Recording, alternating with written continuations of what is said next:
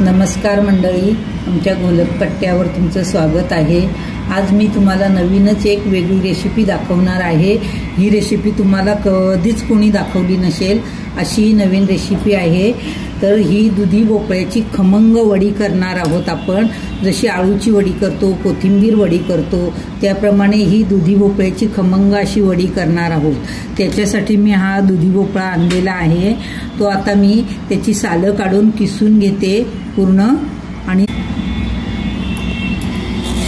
ही बघा अशी पूर्ण साल काढून घ्यायची त्याची।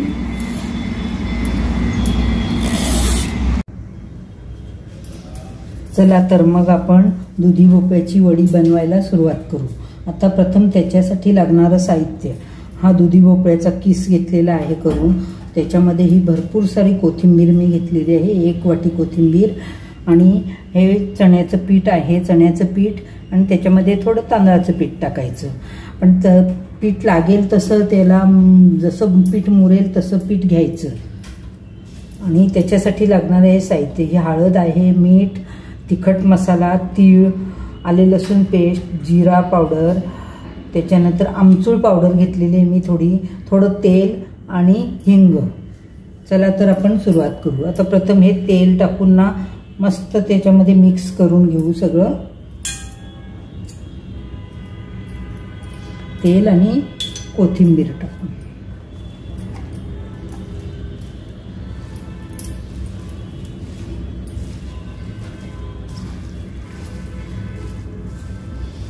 सगळं मस्त छान असं मिक्स करून घ्यायचं।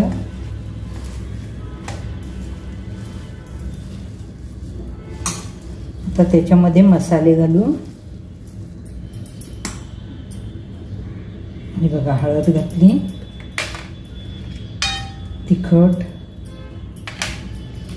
तिखटाला लागेल त्याप्रमाणे मीठ घालायचं।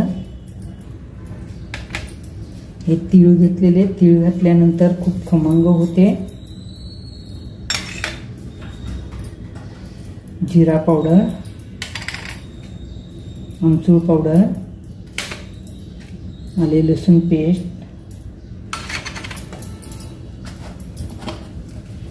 आणि थोडंसं हिंग टाकायचं।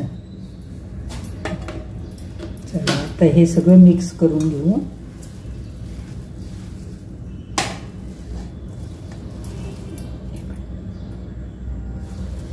मिक्स करून घेऊ हे सगळं।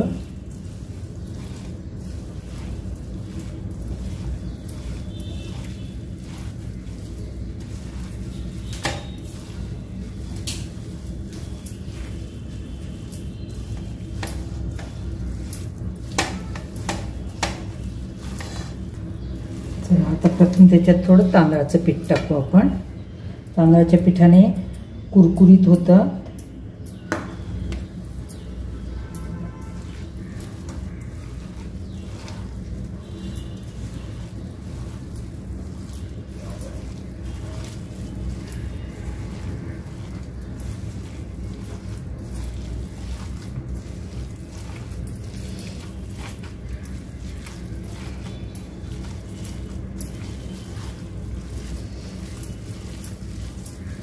आता हे बेसन पीठ टाकू आपण, जसं लागेल तसं टाकायचं।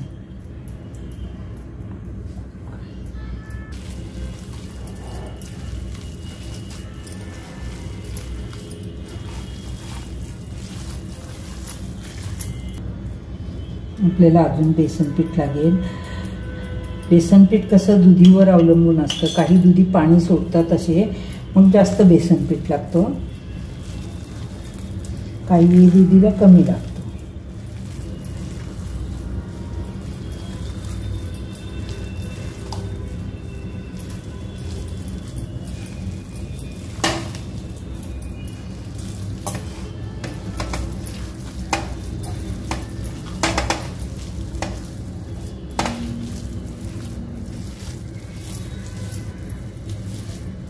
हे बघा, आपलं हे पीठ तयार झालेलं आहे। आता आपण ह्या ताटाला तेल लावलेलं आहे आणि त्याच्यामध्ये वडी थापून घ्यायची।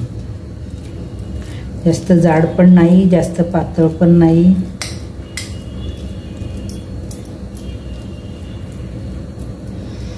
आणि मोदक जसे वाफवायला ठेवतो ना, आळूवडी, कोथिंबीर वडी, मोदक तसे वाफवायला ठेवून द्यायचे.